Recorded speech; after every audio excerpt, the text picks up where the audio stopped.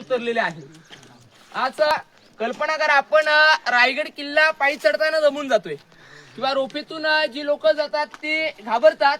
मग हिरकणी रायगड किल्ला कशी उतरली असेल? ज्या गावात आपण मुक्कामी होतो, मगाशी फ्रेश झालो, ते गाव हिरकणीवाडी. सर, हिरकणी उतरली म्हणून त्या गावाचं नाव हिरकणीवाडी आहे. हिरकणीचा स्टोरी सगळ्यांना माहिती असेल, पण हिरकणीवरती एक कविता तुम्हाला ऐकवायची आहे. कविता अशी आहे की रायगडावर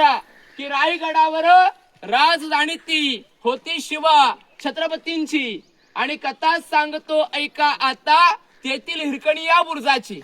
वसले होते गाव तळासी वालुसरे या नावाचे, आणि राहत होते गरीब कुटुंब गरीब धनगर गवळ्याचे.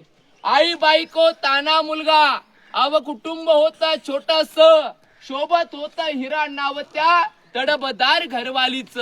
एके दिवशी दूध घालिता हिरा क्षणभर विसावली, अव ध्यानी नाही आले तिच्या, कधी सांज वेळची टळून गेली. सूर्यदेव मावळता झाले बंद गडाचे दरवाजे, आणि हिरा मनात भ्याली घरी ताने बाळ माझे.